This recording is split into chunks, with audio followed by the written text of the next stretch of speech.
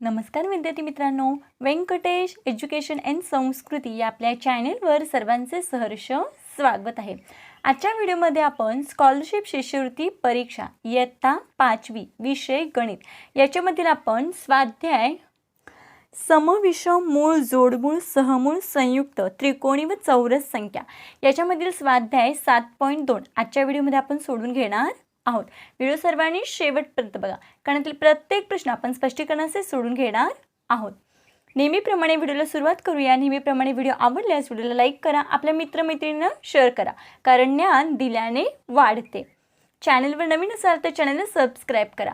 बघा, इथे आपल्याला पहिला प्रश्न असा विचारलाय, पुढीलपैकी कोणती संख्या मूळ संख्या आहे? आपल्याला माहिती आहे मूळ संख्या म्हणजे काय, ज्या संख्येला फक्त ती संख्या आणि 1 हे दोनच विभाजक असतात। म्हणजे ज्या संख्येचे 1 आणि ती स्वतः संख्या असे दोनच विभाजक असतात त्यांना आपण काय म्हणतो, मूळ संख्या म्हणतो। मग आता इथे बघायला लागले तर आपल्याला 4 पर्याय दिले, तर ह्याच्यामध्ये 39, 49, 59 आणि 69। याच्यामध्ये बघा 39ला पण 3 ने भाग जातो। बघा इथे 33 39 म्हणजे ही संख्या 3च्या पाड्यामध्ये आहे, 39च्या पाड्यामध्ये आहे आणि 13च्या पण आहे आणि 1च्या पण आहे, त्याच्यामुळे ही मूळ संख्या येणार नाही। 49 बघा 7 7 49, मग ही सुद्धा संख्या 1च्या पाड्यामध्ये आहे, 7च्या पाड्यामध्ये आहे आणि 49च्या पाड्यामध्ये आहेत, म्हणजे याचे सुद्धा 2 पेक्षा जास्त विभाजक आहेत। पर्याय तिसऱ्यामध्ये 59 ही संख्या आहे। 59 या संख्येला मात्र फक्त ती संख्या 59 एके 59 एवढेच, म्हणजे या संख्येचे फक्त 2च विभाजक आहे, एक ती स्वतः संख्या आणि 1 हे 2च विभाजक आहे। मग आताच आपण सांगितलं की मूळ संख्या त्यालाच म्हणतात की ज्या संख्येचे 1 आणि ती स्वतः संख्या हे 2च विभाजक असतात त्यांना आपण काय म्हणतो, मूळ संख्या। मग इथे 59 ही काय आहे, मूळ संख्या आहे। आणि 69 मध्ये बघा 23 त्रिक 69, मग ह्या बऱ्याच पाड्यांमध्ये आहेत, कारण या संख्येचे बरेच विभाजक आहेत, म्हणून ही सुद्धा संयुक्त संख्या आहे। मग आपल्याला विचारलं होतं मूळ संख्या, म्हणून मग इथे आपल्या या प्रश्नाचं उत्तर आहे पर्याय क्रमांक 3 59। पुढचा प्रश्न बघूया। पुढचा प्रश्न आहे आपल्याला 11 ते 30 या संख्यात मूळ संख्या किती टक्के आहेत? आपल्याला टक्क्यांमध्ये विचारले, मग इथे आपल्याला आधी काय करायचे आहेत की मूळ संख्या। आता मला सांगा 11 ते 30 मध्ये एकूण किती संख्या असतील? 11 ते 30 मध्ये एकूण संख्या आहेत 20, एकूण संख्या आहेत 20। आता 11 ते 30 मधल्या मूळ संख्या आपण घेऊया। बघा 11 ते 20 मधल्या आधी मूळ संख्या बघा, इथे 11 13 17 आणि 19 हे 11 ते 20 मधल्या मूळ संख्या झाल्या या 4। आणि आता आपल्याला काय सांगितले 11 ते 30 पर्यंत, मग ह्या 11 ते 20 मधल्या मूळ संख्या या 4 झाल्या। आता 21 ते 30 मधल्या मूळ संख्या, मग 21 ते 30 मध्ये कोणत्या मूळ संख्या आहेत, तर 23 आणि 29 या 2च मूळ संख्या आहेत। मग हे 4 आणि या 2 एकूण मूळ संख्या किती झाल्या? 11 ते 30 मध्ये एकूण मूळ संख्या किती? 6। मग एकूण मूळ संख्या आहेत 6। आपल्याला टक्क्यांमध्ये विचारले, मग टक्क्यांमध्ये करताना आपल्याला माहिती आहे गुणिले 100। मग इथे काय करायचे, गुणिले 100। मी काय काढलं 11 ते 30 मधल्या एकूण संख्या, मग त्या सगळ्याच मूळ संख्या राहू देत किंवा संयुक्त संख्या कोणत्याही संख्या राहू देत, मग एकूण 11 ते 30 पर्यंत एकूण संख्या आहेत 20 आणि 11 ते 30 मधल्या मूळ संख्या आहेत 6, म्हणून मी इथे घेतल्या आपण 6। टक्क्यांमध्ये काढायचे म्हणून मग गुणिले 100। इथे आपण भाग घालवून घेऊया। आपण या शून्याला शून्य कट केले, बे एके बे, बे पंचे 10, राहिलंय काय 6 गुणिले 5। मग बघा 6 गुणिले 5, 6 पंचा 30, म्हणजेच 11 ते 30 या संख्यात एकूण मूळ संख्या किती टक्के आहेत, तर 30%। मग 30% कुठे आहेत, तर पर्याय क्रमांक 2 मध्ये, म्हणून इथे आपल्या प्रश्नाचं उत्तर आहे पर्याय क्रमांक 2। सहमूळ संख्या म्हणजे काय, ज्या जोडीतील संख्यांना एक हा एकच सामायिक अवयव असतो त्या संख्यांना आपण काय म्हणतो, सहमूळ संख्या।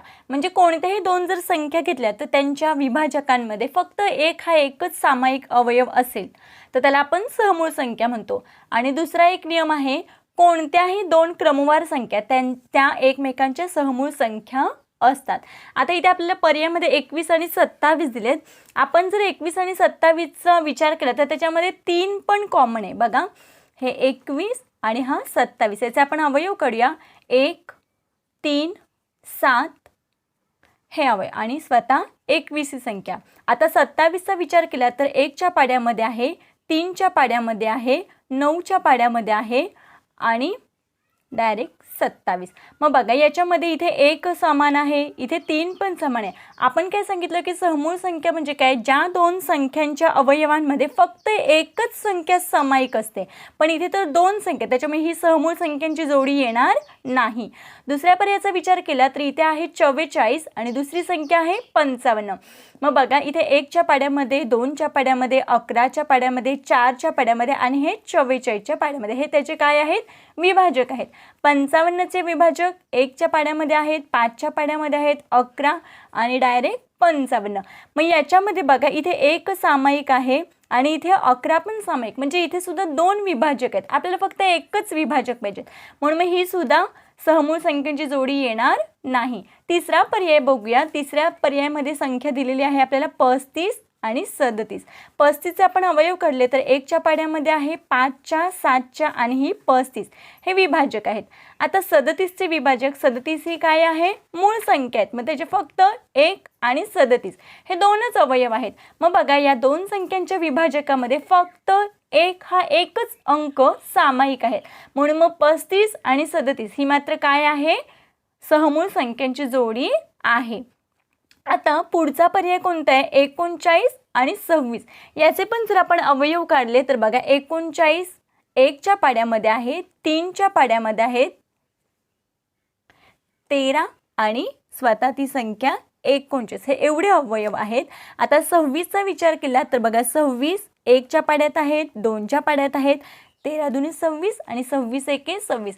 मग याच्यामध्ये बघा इथे 1 सामायिक आहे आणि इथे 13, इथे 13, म्हणजे इथे सुद्धा 2 सामायिक अवयव, म्हणून मग ही सुद्धा सहमूळ संख्यांची जोडी येणार नाही. मग कोणती येणार आहे सहमूळ संख्यांची जोडी, तर पर्याय क्रमांक 3 35 आणि 37 या दोन संख्या एकमेकांच्या काय आहेत, सहमूळ संख्यांची जोडी आहे. म्हणून इथे आपल्या प्रश्नाचं उत्तर आहे पर्याय क्रमांक 3. पुढचा प्रश्न बघूया. चौथा प्रश्न आहे, दोन मूळ संख्यांच्या गुणाकाराने मिळालेली पुढीलपैकी सर्वात लहान संख्या कोणती. पहिला पर्यायामध्ये संख्या आहे 56.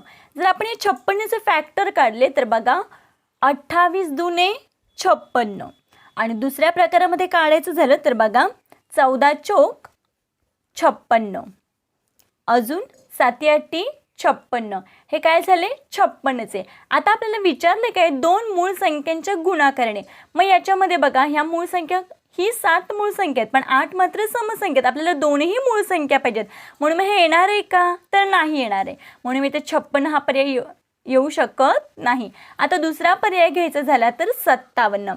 मग आता 57 बघा 19 त्रिक 57, 19 ही सुद्धा मूळ संख्या आहे आणि 3 ही सुद्धा मूळ संख्या आहेत, म्हणजे 57 ही संख्या दोन मूळ संख्यांच्या गुणाकाराने आलेली संख्या आहेत. पण आपल्याला पुढे काय दिले, सर्वात लहान संख्या कोणती.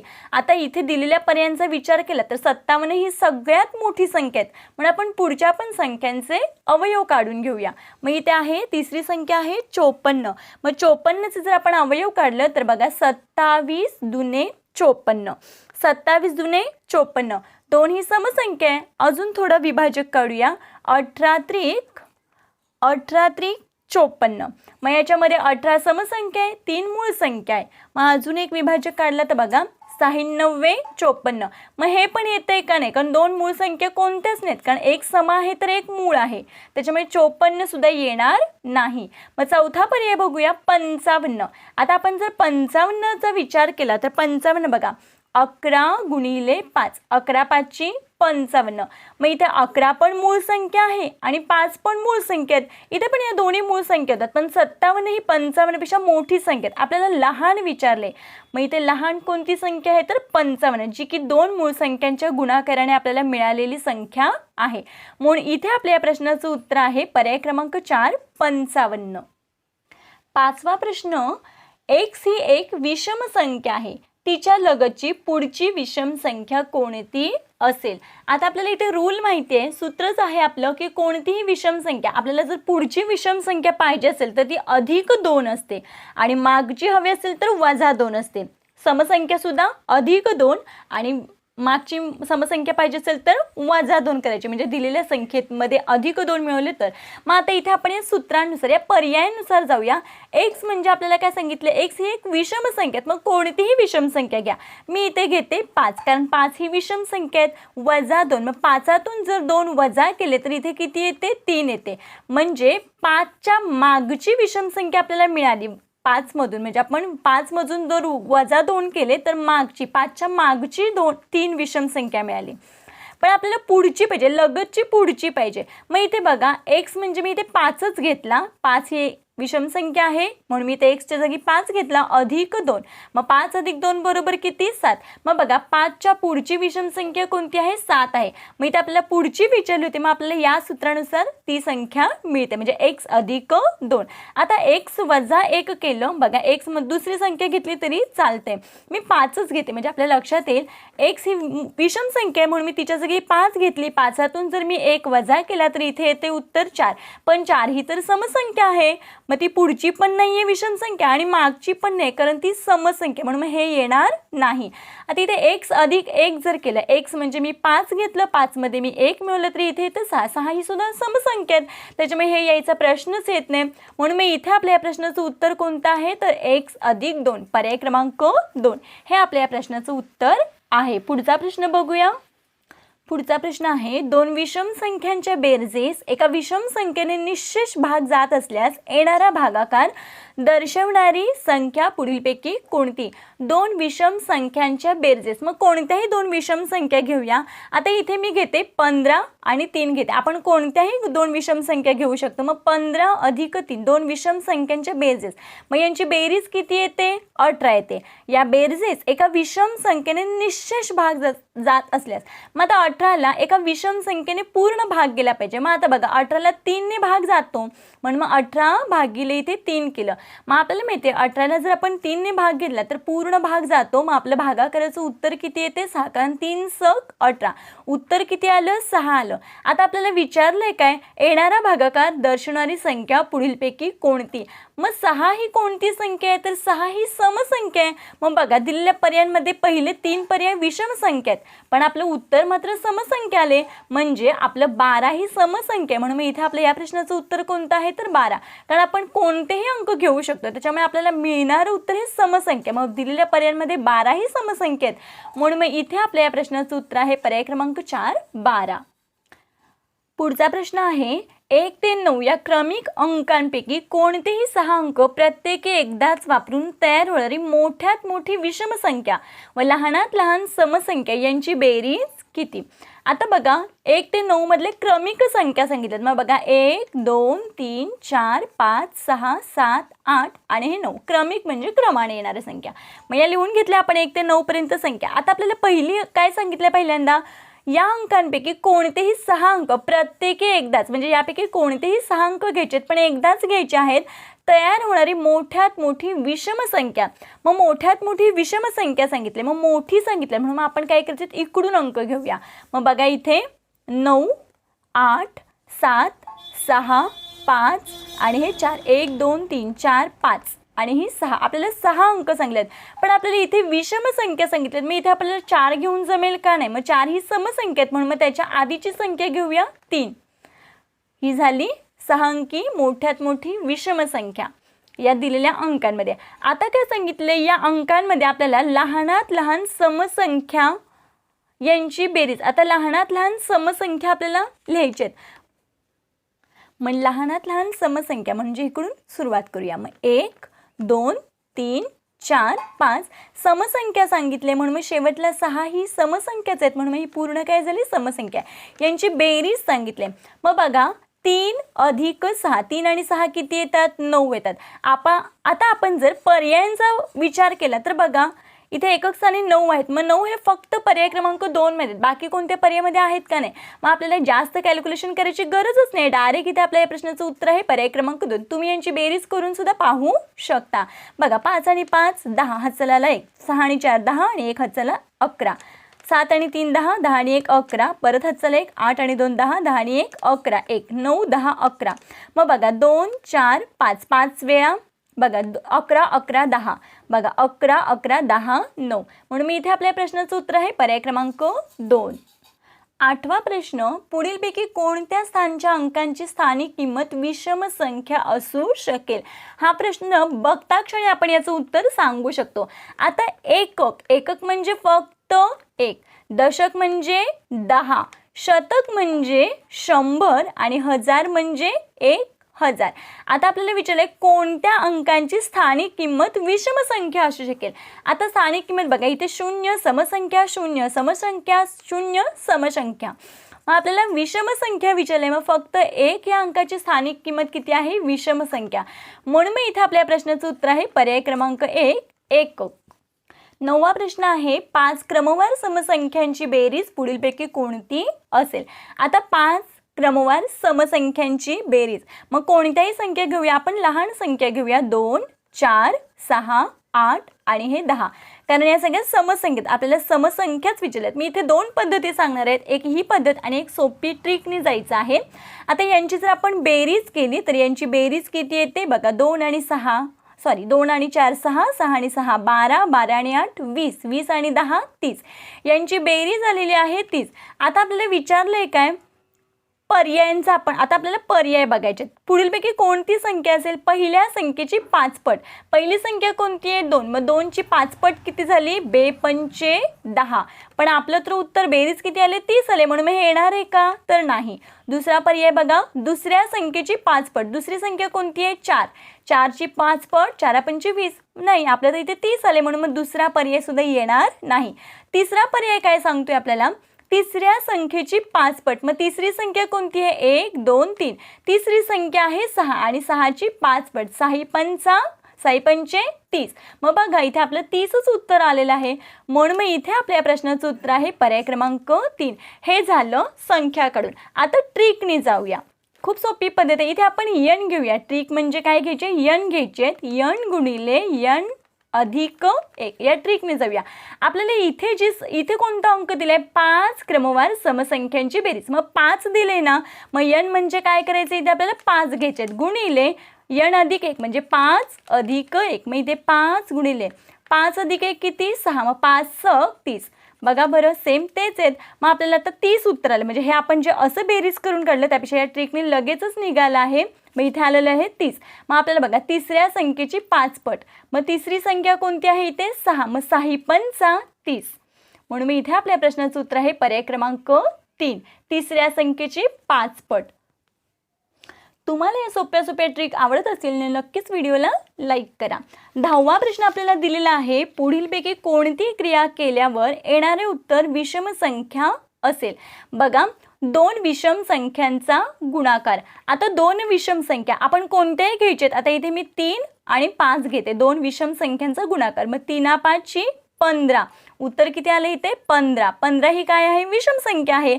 आपल्याला विचारले कोणती क्रिया केल्यावर उत्तर विषम संख्या येते. मग पहिला पर्यायचं आलेला आहे, पण पुढचे पण पर्याय आपण तपासून घेऊया. 2 विषम संख्यांची बेरीज. आता 2 विषम संख्या, इथे मी 7 घेते आणि इथे मी 3 घेते, कारण या दोन्ही विषम संख्या आहेत, त्यांची आपल्याला बेरीज सांगितली. मग 7 अधिक 3 बरोबर किती 10. आपण हेच अंक रिपीट केले तरी चालतील. इथे 10 म्हणजे समसंख्येत, मग हे येणार आहे का, तर नाही. 2 विषम संख्यांची वजाबाकी आहे. आता 2 विषम संख्यामध्ये इथे मी 9 विषम संख्या घेते आणि इथे मी 3 घेते, मग 9तून 3 गेले, यांची वजाबाकी केली तर बाकी येते 6. येणारं उत्तर समसंख्या, त्याच्यामुळे हाही पर्याय आपला येणार नाही. एक सम व एक विषम यांचा गुणाकार विचारले. एक समसंख्या घेऊया आपण 2 आणि एक विषम संख्या घेऊया आपण 3. मग 2 त्रिक 6 यांचा गुणाकार किती येतोय 6. 6 ही समसंख्या आहेत, पण आपल्याला तर विषम संख्या पाहिजेत. मग बघा पहिल्याच 2 विषम संख्यांचा गुणाकार किती आलेला आहे, तर विषम संख्या, म्हणून मग इथे आपल्या प्रश्नाचं उत्तर आहे पर्याय क्रमांक 1. 11वा प्रश्न, 2 अंकी सर्वात मोठी मूळ संख्या व सर्वात लहान मूळ संख्या यांच्यातील फरक किती. सगळ्यात महत्त्वाचं म्हणजे आपल्याला मूळ संख्या माहीत असणं गरजेचं आहे. मग 2 अंकी सर्वात मोठी मूळ संख्या कोणती आहे, तर 97. 2 अंकी सर्वात मोठी मूळ संख्या आहे 97. आणि नंतर विचारले काय सर्वात लहान मूळ संख्या. सर्वात लहान मूळ संख्या आहे 2. समसंख्या आहे, म्हणजे मूळ संख्या आहेत, सममूळ संख्या आहे. मग यांच्यातील फरक विचारले, फरक म्हणजेच वजाबाकी. मग 97 मधून जर आपण 2 वजा केले तर इथे उत्तर येतं 95. मग 95 कुठे आहे? पर्याय क्रमांक 2 मध्ये. म्हणून आपल्या या प्रश्नाचं उत्तर आहे पर्याय क्रमांक 2, 95. 12वा प्रश्न, पुढीलपैकी कोणती जोडी जोडमूळ संख्यांची जोडी नाही? हा प्रश्न सोडवायच्या आधी आपल्याला जोडमूळ संख्या म्हणजे काय माहीत असणं गरजेचं आहे. मग जोडमूळ संख्या म्हणजे काय? ज्या दोन मूळ संख्यांमध्ये 2चा फरक असतो त्याला आपण काय म्हणतो? जोडमूळ संख्या म्हणतो. म्हणजे दिलेल्या संख्या दोन्ही जोडमूळच पाहिजेत. मग आता मूळ संख्या पाहिजेत आणि त्यांची वजाबाकी 2 आली पाहिजे. मग आता इथे बघा 3 आणि 5 यांच्या जर आपण फरक केला, 5तून 3 वजा केले तर किती फरक येतो? 2 येतो. म्हणजे 3 आणि 5 हे दोन्ही जोडमूळ संख्या आहेत. 11 आणि 13 या दोन्ही मूळ संख्या आहेत. यांची जर आपण वजाबाकी केली तर फरक किती येतो? 2 येतो. म्हणून मग ही सुद्धा जोडमूळ संख्यांची जोडी आहे. 17 आणि 19 याही दोन्ही मूळ संख्या आहेत आणि त्यांची वजाबाकी 2 येते, म्हणजे त्यांच्यातील फरक 2 येतो. म्हणून ही जोडमूळ संख्या आहेत. आता इथे बघा 15 ही मूळ संख्या नाही, 17 ही मूळ संख्या आहेत पण 15 ही मूळ संख्या नाहीये, ती विषम संख्या आहेत. म्हणून मग इथे ही जोडी येणार नाही. म्हणून इथे आपल्या या प्रश्नाचं उत्तर आहे पर्याय क्रमांक 3, 15 आणि 17. 13वा प्रश्न, सर्वात मोठी 3 अंकी समसंख्या व सर्वात मोठी 2 अंकी मूळ संख्या यातील फरक विचारले. मग सर्वात मोठी 3 अंकी समसंख्या कोणती आहे? सर्वात मोठी विचारले. मग बघा इथे 998 सर्वात मोठी 3 अंकी समसंख्या, कारण शेवटला 8 आहे त्याच्यामुळे ही समसंख्या आहेत. 998 सर्वात मोठी 2 अंकी मूळ संख्या. मग सर्वात मोठी 2 अंकी मूळ संख्या कोणती आहे? 97. याच्यातील फरक विचारले, फरक म्हणजेच वजाबाकी. मग वजाबाकी करूया. 998 वजा 97, 8तून 7 गेले, 1 राहिले, 9तून 9 गेले 0, 89 हे 9. मग आपलं उत्तर किती आले? 901. मग 901 कुठल्या पर्यायात आहे? तर पर्याय क्रमांक 2 मध्ये. म्हणून इथे आपल्या प्रश्नाचं उत्तर आहे पर्याय क्रमांक 2. 14वा प्रश्न, 20 ते 51 या 2 अंकी संख्या लिहिल्या असत्या त्यात किती समसंख्या असतील? आपल्याला फक्त समसंख्या विचारले तर आपण बाकी सगळ्या संख्या न लिहिता फक्त समसंख्या लिहूया. मग 20 ते विचारले, मग 20 ते म्हणजे 20 धरायचं आहे. मग 20च्या नंतर समसंख्या 22, 22च्या नंतर 24, 26, 28, 30, 32, 34, 36, 38, 40, 42, 44, 46, 48 आणि हे 50. मग या एकूण किती संख्येत मोजूया आपण? 1, 2, 3, 4, 5, 6, 7, 8, 9, 10, 11, 12, 13, 14, 15, 16. मग या एकूण संख्या आहेत 16. मग 16 कुठे आहे? पर्याय क्रमांक 1 मध्ये. म्हणून इथे आपल्या प्रश्नाचं उत्तर आहे 20 ते 51 या 2 अंकी संख्या लिहिल्या असतात त्याच्यातील समसंख्या आहेत एकूण 16, पर्याय क्रमांक 1. 15वा प्रश्न आहे, 1 ते 100 या संख्यांमध्ये किती संयुक्त संख्या आहेत? आता आपल्याला संयुक्त संख्या म्हणजे काय? मूळ संख्या सोडून ज्या उरलेल्या संख्या असतात त्याला आपण काय म्हणतो? संयुक्त संख्या. मग मूळ संख्या म्हणजे मी मगाशीच सांगितलं. आता उरलेल्या संख्या संयुक्त संख्या. म्हणजे ज्या संख्यांचे 2 पेक्षा जास्त विभाजक असतात त्यांना आपण काय म्हणतो? संयुक्त संख्या म्हणतो. मग 1 ते 100 मध्ये 1 ही नैसर्गिक संख्या आहे, 1 ही नैसर्गिक संख्या आहे आणि 1 ते 100 मध्ये बघा 1 ही नैसर्गिक संख्या म्हणजे 1 ही ना मूळ संख्या आहे ना संयुक्त संख्या, तीच नैसर्गिक संख्या आहेत. आता उरल्या मूळ संख्या. मग मूळ संख्या किती आहेत? तर 1 ते 100 मध्ये एकूण 25 मूळ संख्या आहेत. मग हे किती झाले? एकूण झाले हे 26. 100 मधून जर आपण 26 वजा केले तर बाकी किती राहते? 74. मग उरलेल्या ज्या संख्या आहेत त्यालाच आपण काय म्हणतो? संयुक्त संख्या. मग 1 ते 100 मध्ये एकूण 74 मूळ संख्या आहेत. मग 74 कुठे आहे? तर पर्याय क्रमांक 4 मध्ये. म्हणून मग इथे आपल्या प्रश्नाचं उत्तर आहे पर्याय क्रमांक 4, 74.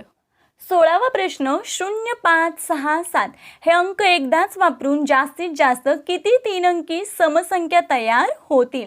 खूप सोपा प्रश्न आहे. याचं उत्तर आहे पर्याय क्रमांक 1, 10. आजच्या व्हिडिओमध्ये आपण स्वाध्याय 7.2 पूर्णपणे स्पष्टीकरणाचे सोडवून घेतलेलं आहे। मला खात्री आहे आपणा सर्वांना हा व्हिडिओ आवडला असेल। व्हिडिओ आवडल्यास व्हिडिओला नक्की लाईक करा, आपल्या मित्रमैत्रिणींना नक्की शेअर करा, कारण ज्ञान दिल्याने वाढते। चॅनलवर नवीन असाल तर येणाऱ्या नवीन व्हिडिओसाठी चॅनलला सबस्क्राईब करा।